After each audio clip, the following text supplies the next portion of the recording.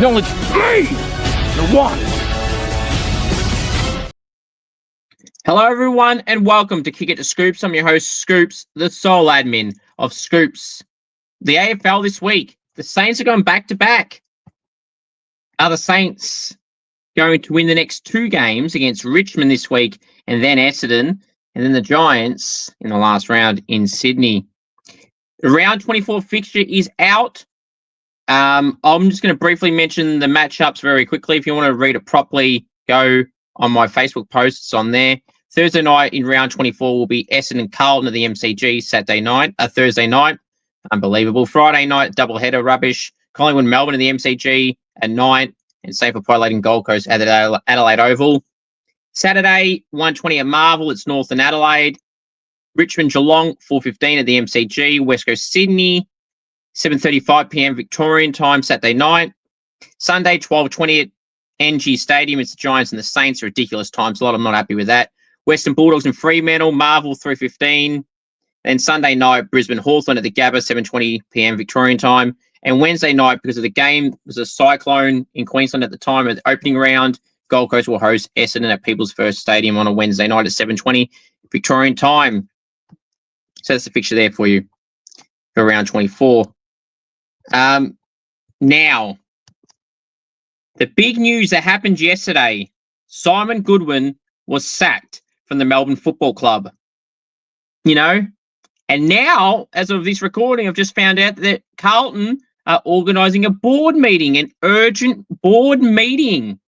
Does that mean goodbye to Michael Voss, which we expect? Are they now trying to one-up Melbourne because they know that Melbourne's jumped the gun early on Goodwin and they want to get a Nathan Buckley, a John Longmire, someone else? We'll have to wait and see. Maybe Carlton are forwarding their plans on Michael Voss right now. Just shit to hear. Well, Voss and Goodwin. We're going to talk about Simon Goodwin again in a bit more detail. And Matthew Pavlich is the new CEO of the Sydney Football Club, replacing Tom Harley, who is now at the AFL. So interesting times. Freo legend Matthew Pavlich is the new Swan CEO. So on to Pav. Now, last night, I had my inaugural Scoops VFW medal. Please go and check it out. I would greatly appreciate it. And congratulations to Travis Boak, who has played 384 games. Currently, will play out the rest of the season and will retire at the end of the season. But he will be mentioned in just a short second as well. Got my team of the week, my super coach talk. You know, look, I'll just talk about my super coach right now. I've dropped again in the rankings. Top 16%. I scored 2,400 and something. What was it? It was 2,475, I think. Yep. 2,475. So 2,475. Unfortunately, I got. Had just players out again. Bergman's been sitting on the bench. Bo Allen, my backup, is injured. Connor Rosie was a laid out. Sarong got tagged and scored shit and got 75. Will Ashrock got robbed and only scored 86. Zach Merritt only got 88. DeConing got robbed and scored 74. Baker only got 79. McRae got 78. Jeremy Cameron, who I brought in, only got 94. And Jai Simpkin didn't play, so I had Archer May, who got 56. So, you know, been stuck with two trades. I'm going to have to use them now because Lockie Neal is out. And I don't, at this stage, feel like a player I could bring in is better value than someone at Lockie Neal's price around 530, which is George Shaw and Harry Sheasel. I want the guy I can be safe and secure on, like a Matt Rowell or someone else, Noah Anderson or someone else around that stage. And Gold Coast have an extra game, so make of that what you will. That's my Supercoach score and update. Shane Ower is first on my league. I'm just going to double check, but let's be real, he's been on top basically all year. I've dropped to 72nd in my fan club. Shano, yep, is on top. Cameron in second, Jack in third, Jesse in fourth, and David in 5. It doesn't really change those top 5 names in the top 5. So congratulations to all 5 guys there for the way they have performed. All right, now it is time to say something. If you want me on Cameo, head to cameo.com/Cooper G. You want me to roast a friend, with someone happy birthday, anything at all, cameo.com facebook.com/Cooper G. And if you know any AFL, AFLW players, any up-and-coming draftees, or any state league players, and you'd like to see them on the channel in a goal kicking challenge and or interview, please do send me a message and we'll try and get something sorted. Alrighty. It is time for the world famous segment, Scoops Goes Bang. And it all happened yesterday. Simon Goodwin was sacked and Travis Boak retired. First off, I want to start with the Travis Boak one. Now, Tom Morris reported and Jay Clark at about 8:30 yesterday morning that Simon Goodwin would be sacked. And then at about 11:30 Victorian time, Port Adelaide posted officially on their page that Travis Boak retired. The mismanagement, the poor timing of Port Adelaide's post here is embarrassing and, to me, disrespecting a club legend and potentially your greatest ever player in Travis Boak, who is retired right now at the end of the season, who will have played 387 games when the season's over if he plays all three. The best player in Port Adelaide club history, and you've disrespected the guy like he's a guy who's played 10 games. And regardless if you played 10 games or 387 games like he probably will end up being on, the poor timing of that post. Simon Goodwin was sacked at 8:30 this morning officially, publicly known. You couldn't have hit the reschedule button on the post and said, you know what? We want to give Travis Boak all the attention. And you just brushed it aside. Had you not seen that post from Port Adelaide, Travis Boak retiring was not posted anywhere. All we saw was Simon Goodwin this. Melbourne sacked their coach. Goodwin's presser. Brad Green is their president and he's handling this poorly. The timing of Port Adelaide's post about Travis Boak was poorly run. That needed to be posted or even spoken about the day after the Simon Goodwin sacking. Now, people will say, oh, they didn't know Goodwin was getting sacked. No, but you did, because it was publicly known to everyone at 8:30 in the morning. Port Adelaide posted about Boak at like 11:30, so 3-hour gap. So you tell me you didn't see that in the 3 hours, thinking that that's going to be the talk of the town, and because the coach getting sacked is bigger than a retirement, no offense. Because you don't see that every day. Players retire every year especially in this part of the season. That goes for any club. But Port Adelaide could have been smart about it and posted about it today. But what I will say is I'll give equal value to both the sacking and the retirement. Congratulations to Travis Boak on an amazing career at Port Adelaide. There was a time where he could have gone to Geelong. He met with Geelong. Thank Christ he didn't go there because he stayed at a real club. So well done, Trav, for doing so and staying at the Power. A guy who deserved a premiership, he unfortunately didn't get one. But that's because Port Adelaide haven't been that good or just fell short. Now, the real question will be when Ken Hinkley leaves Port Adelaide at the end of the season against Gold Coast at the Adelaide Oval, Rory Atkins plays against his old side. How will the send-off be for all three? I know Rory Atkins has played only about 140 games, but that's a lot. He has played for Gold Coast. He played for Adelaide for a while. And this year he came to Port Adelaide and has played 2 games so far. I think the good send-off for all three would be each individually to get their own recognition. Rory Atkins can walk off first, then come back, and they can do it for Ken. Ken gets his own cheer off, and then Ken goes to the front of the queue to the side like Rory Atkins, and then Travis Boak gets the full amount of respect that he deserves and gets a big send-off. Ken and Rory can be on the side clapping like everyone else, and then they've all had their individual moment. I'm sure Rory Atkins won't want that moment because he's not at the level of Travis Boak. I'm sure Ken doesn't want that recognition considering they sacked him essentially a year in advance. But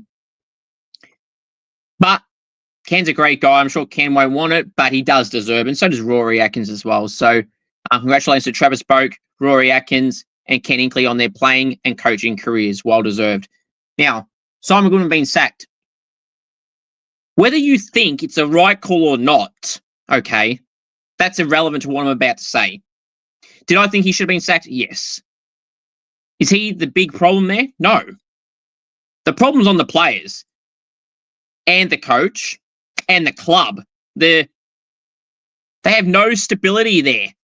CEOs, interim CEOs, fill-in CEOs, fill-in presidents, ex-presidents. Gary Pert went out last year. Like, the amount of changes they've had, that's not stable. That is unstable. An unstable environment at Melbourne when you're having all that change. They tried to spin it like it's a good thing at the presser. Yes, they did Brad Green, a guy who talks a lot of crap, clearly. Like, he's lying right to everyone, right in front of Simon Goodwin.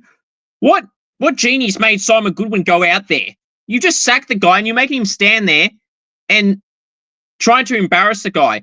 Yeah, Melbourne fans will tell me, oh, no, they were publicly recognising the great work Simon's got. You've just sacked him. Why have you made him stand out there?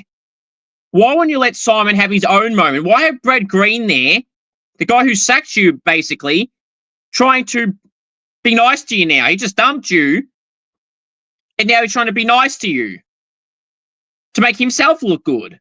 You've just sacked the guy. He shouldn't have been out there. Some coaches in the past that have been sacked or let go, they haven't come out to the side of the president who sacked them. Brad Green was asked, did the Nasiah Wanganeen-Malira comeback goal and the greatest three-quarter time comeback in AFL-VFL history cost Simon Goodwin his job? He said no. I call bullshit. Because, let me talk to you. You yourself, Brad, said that you made this decision the night before, but it was something you were talking about for a good week or so. Week or so. The presser was on a Tuesday. You've been talking about it for about a week. St Kilda played Melbourne the previous Sunday. Brad, that's a week, champ. So yes, you sacked Simon Goodwin because of the Saints result. Now, is that the only and sole reason why you sacked him? Possibly not. But it was the final nail in the coffin, and that was the exact moment you sacked him from. And considering you had faith in Simon Goodwin the week before last, shows what a crock of shit you are.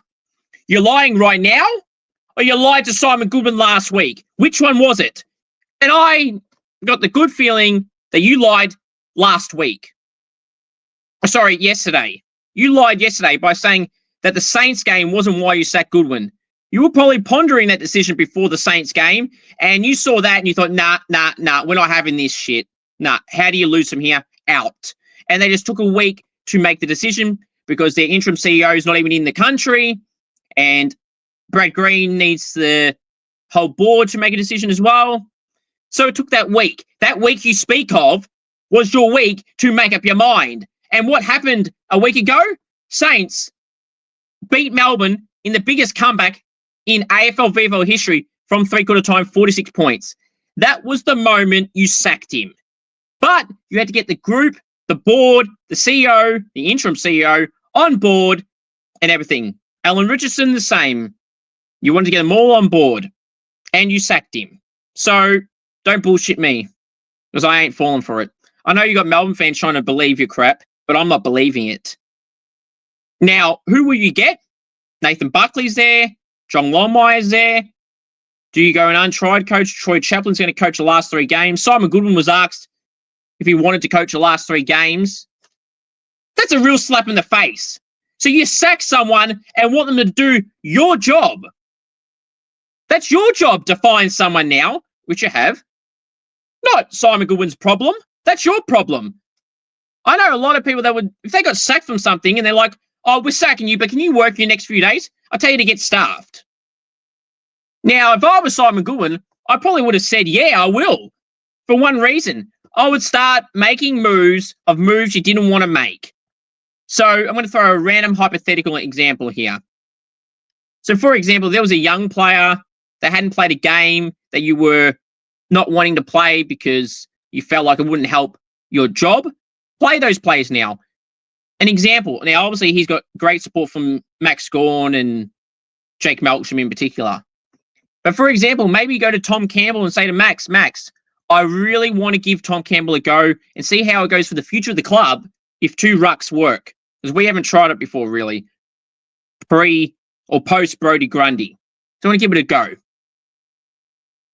Jack Billings, who's been your best player in the VFL this year, who should be playing every week. Give him a go. He was a top 5 pick for a reason in his draft year 8 years ago. Or 10 years ago. Jack Billings, the first game for Melbourne that he played against the Bulldogs in round 1 of 24, or 23, whatever year it was, he had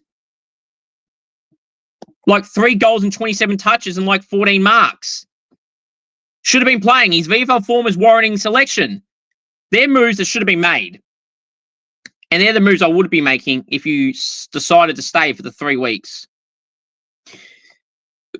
Melbourne, again, embarrassing themselves. You had Christian Petrarca have a punctured lung and be in hospital, and you didn't visit him properly, and you didn't really check up on him. Cosy Pickett wants to chop and change when he wants to leave, when he does want to leave and doesn't want to leave. Clayton Oliver met with Geelong. Melbourne fans want to deny that he never met with Andrew Mackie. They want to say that, oh yeah, he met with them, it was just a friendly catch-up. They don't know each other. He's just conveniently meeting with the list manager of the Geelong Football Club last year during the trade period time when there was talk of him wanting to leave, and then Adelaide were mentioned to Clayton Oliver as well. Like, stop believing Brad Green's crap he's trying to tell you. Don't believe it. Yeah, does he respect Simon Goodwin and all that? Sure, but he sacked him. So, and in summary of those 3 players, Petrarca, Oliver, and Pickett, one of them needs to go. And it should be Clayton Oliver, because he's the one underperforming of the 3. It's as simple as that. It's as simple as that. So Brad Green handled it poorly, just like all their presidents and CEOs have handled the Petrarca scenario, the Simon Goodwin scenario, the Cosy Pickett scenario, Christian Petrarca scenario, Clayton Oliver scenario. It's been handled poorly.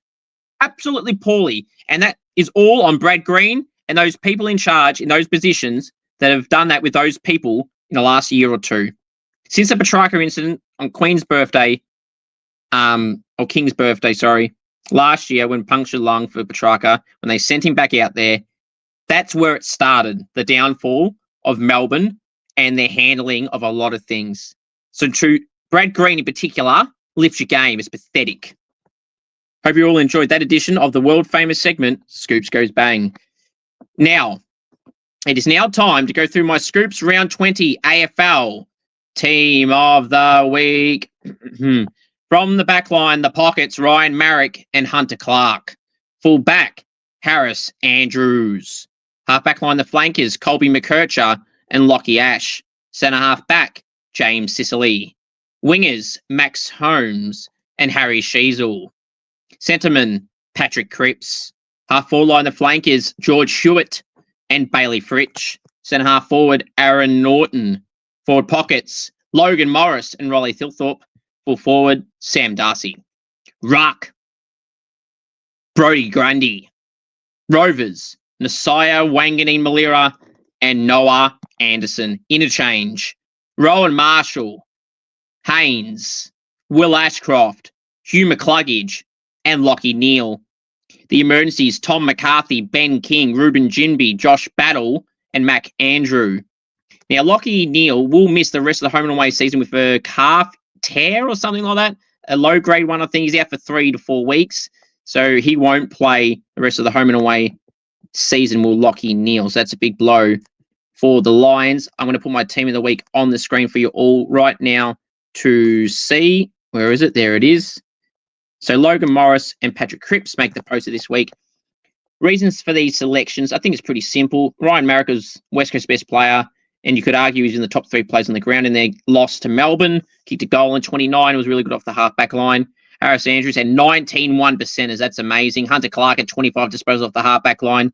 And when North were coming in the last quarter, Hunter Clark said, not on my watch, pal, and did well. Colby McKercher was really good for North, kicked a goal in 36. James Sicily had 24 disposals and 9 intercept possessions. Lockie Ash at 36. Max Holmes 2 and 35. Patrick Cripps at 36 and was finally very, very influential this year, as he hasn't done that since the start of the year, if at all. Harry Sheasel was North Melbourne's best player in my eyes, had 33, but his impact and a goal, and he was very, very good. And he was the one player, if you watch my matchday vlog, you knew I was really worried of how Sheasel was going from a Saints point of view. George Hewitt at 36. He had 24 in the first half. He was amazing. Was tagged by O'Meara in the second half, but George Hewitt was really good.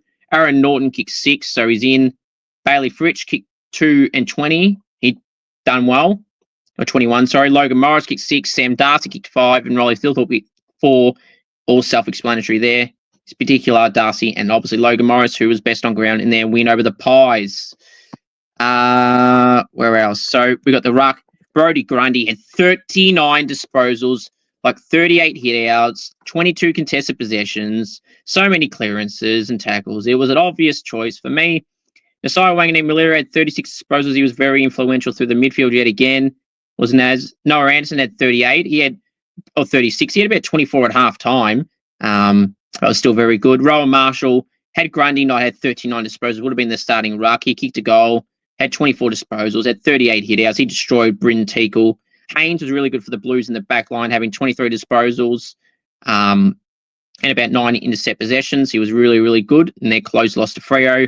Will Ashcroft was good as always, 30 disposals and very, very good. Hugh McCluggage was very good with 36 disposals, and Lachie Neale had 36 as well. Well, McCluggage had 34 and Neale had 36.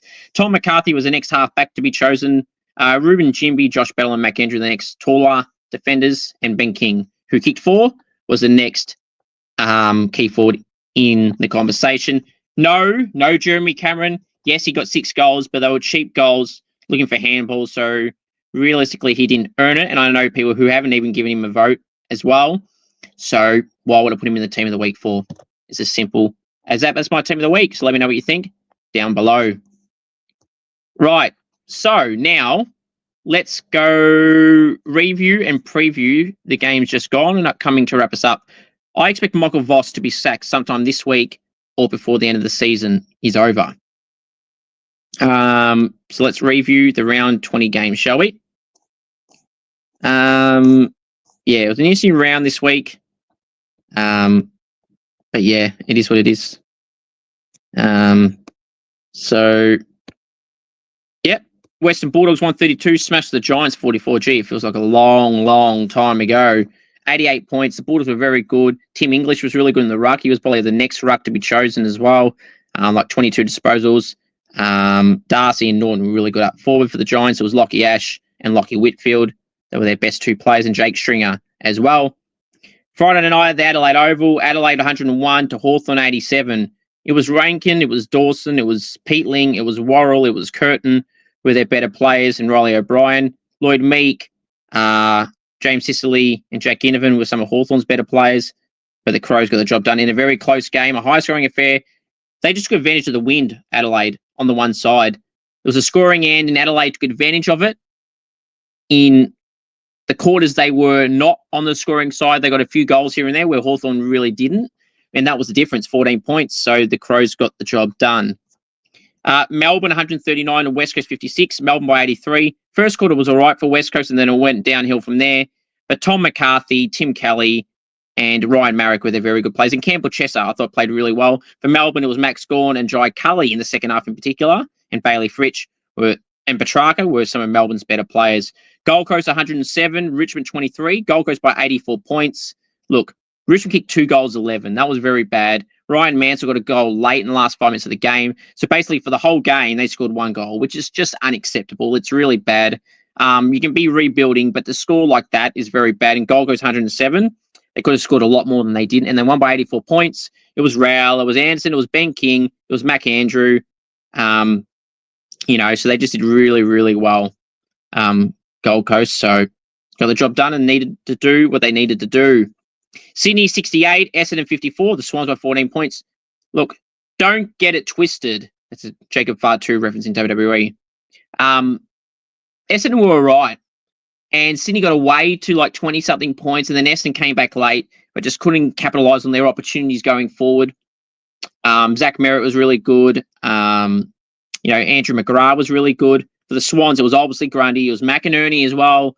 Heaney, Goulden were some of their better players. Collingwood 65, beaten by the Brisbane Lions 92. Brisbane by 27 points. Just not a good effort from the Brisbane Lions. From the Pies. When the going got tough, Brisbane took control. It's not panic stations for Collingwood, but Will Ashcroft was great.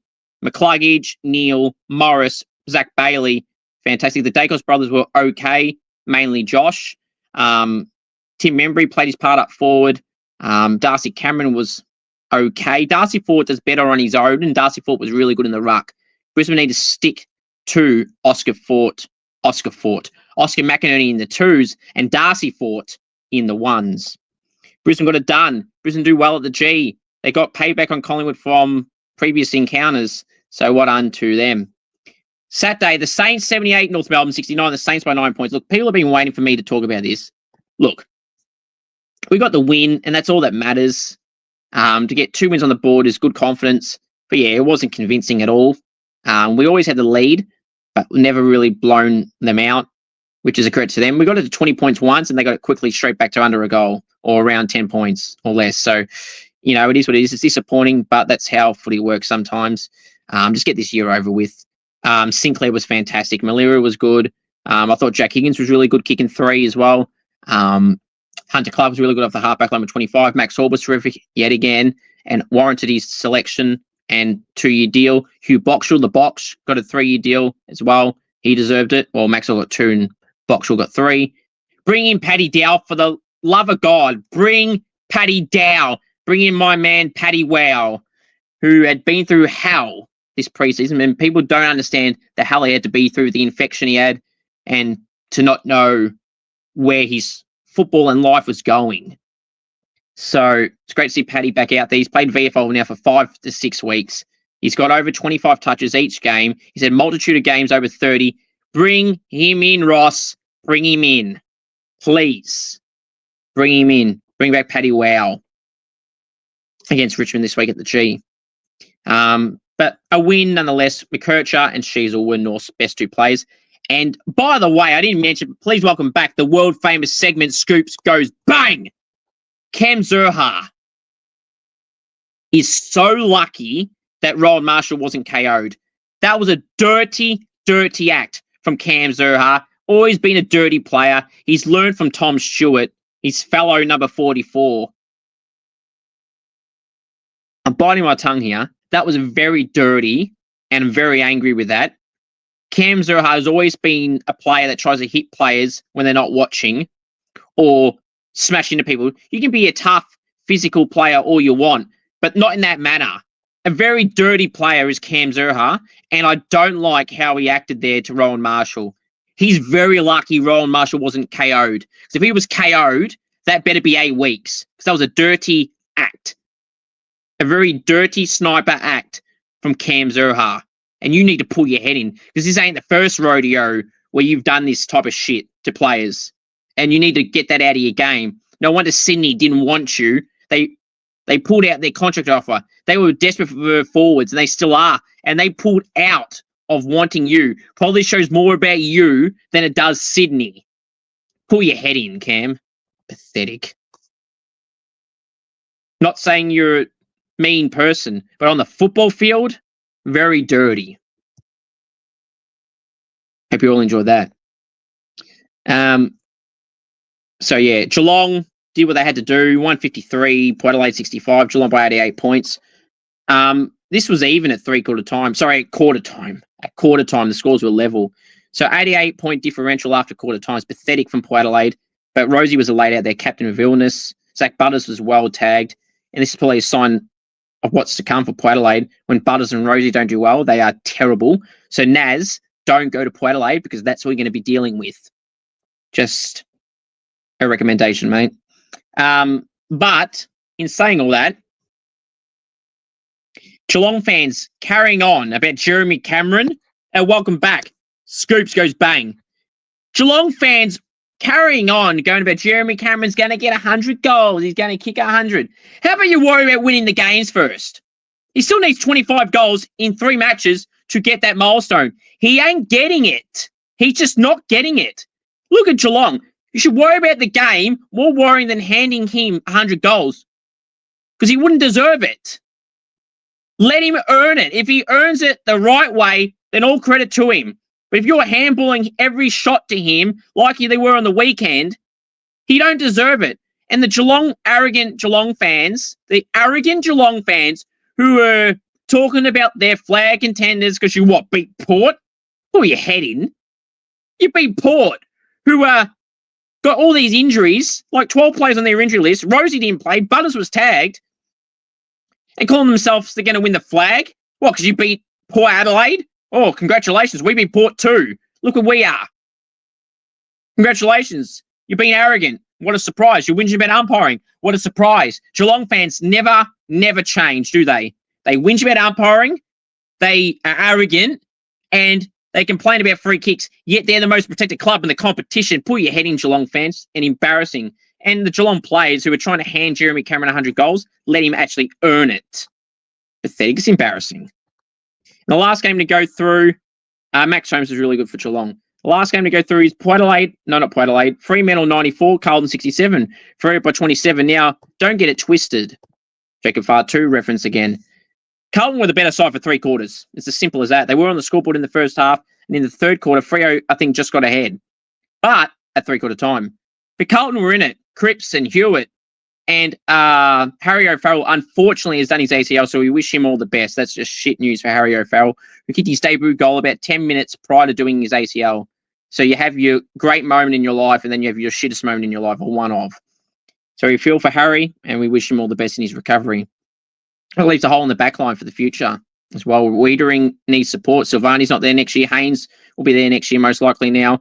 So where does that sit with their back line? They've got to work that out. Their coach got to worry about it as well, because Voss will probably be sacked potentially after I post this. So, or the talk will be that. So, but yeah, great win in the end for Fremantle, but I wouldn't be getting carried away. It was a great performance from Carlton. From Carlton's point of view and Michael Voss, I'd be happy with how they performed. But they just shit the bed a bit in the last quarter and let Fremantle just run all over them, which is what Voss won't be happy with. So, yep. Sarong was okay. Brayshaw was okay. Patrick Voss is another guy that needs to pull his head in as well. Tough guy again, him and Tracy. When players are on the ground, pulling them by the Guernsey like that, shoving them, jumper punching them like that while they're on the ground, that's a weak act. And that's not the first time Voss and Tracy have done that type of instance, and they need to pull their head in as well, like Cam Zuuhaar. It's embarrassing. Now let's preview and do my tips and predictions for round 21 to wrap us up. So, Thursday night at the MCG, 7:30 Victorian time. It's Hawthorn hosting Collingwood at the G. I'll be tipping Collingwood to bounce back in this one and win by 30 points. Friday night at GMHBA, aka Shaver Stadium, 7:40 Victorian time. It's Geelong hosting Essendon. I'll be unfortunately tipping Geelong this one by 80 points. Hopefully Jeremy Cameron actually earns his goals this week.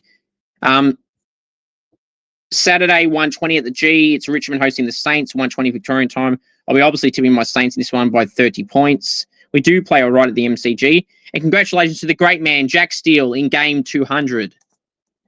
Oh, this also reminds me, welcome back again to the world-famous segment, Scoops Goes Bang, again. So, the people saying that, Jack Steele's on the outer, Ross doesn't rate Jack Steele anymore. Bullshit. He's been carrying an injury for most of this year. In fact, I would say the whole year. He came into the season with an injury. He ain't getting dropped. He's not getting traded. Jack Steele's going nowhere from a St Kilda point of view. If Jack wanted to leave, that's a different story. But St Kilda aren't letting Jack Steele go. They're not going to tell him they want him out. He might not be captain next year. Cal Wilkie will.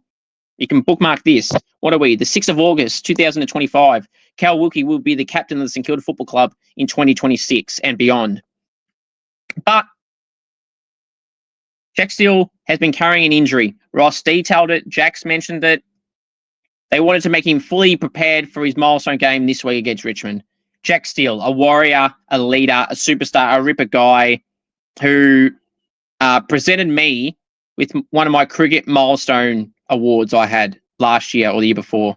A footy milestone, a cricket milestone game plaque. Great man, Jack Steele. Now, I'm not going to get into all the personal details of how that happened, but Jack Steele was asked, because he knows me, if he would do that. And they surprised me at an event, and that's where Jack Steele did that for me. So I really do appreciate Jack. I've always liked Jack Steele, not just because of that. I liked him before that. I've spoken to him well after that a few times. Ripper guy. The ultimate warrior, Jack Steele, the man of steel. Steele plays his 200th this game. Had a good impact. He had 8 disposals in a quarter when he played on the weekend as the sub. So well done to Jack Steele, the Warrior. Game 200. We're proud of you, mate. And stuff the haters. You're a good player still, Jack Steele. Averaging over 21 touches this year. Gee, not bad for a guy who people think is not going well and hasn't been playing permanent mid this year every week like he would in previous years. So well done, Steely. To everyone else, pull your hand in and lift your game. Well done, Steely. So obviously I'll be tipping the Saints by 30 points, as I said, over Richmond, who will have Tim Taranto available, they posted on their injury report. At the Gabba, 4:15 p.m, Brisbane and Swans. I'll be tipping Brisbane this one by 18 points. Sydney, I think, might give them a run for their money for some reason.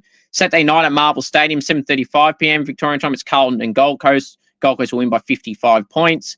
8:10 p.m. at Adelaide Oval, Port Adelaide and Freo. For some reason, I'm leaning towards Port. Freo have a lot to play here, but they did last week against Carlton and they almost blew it. So I will tip them here by 10 points, but don't be surprised if Port Adelaide win this. 8:10 Victorian time at Adelaide Oval. 3 games on Sunday. First one, 1:40 in Canberra. It's the Giants and North. Giants will win by 80 points.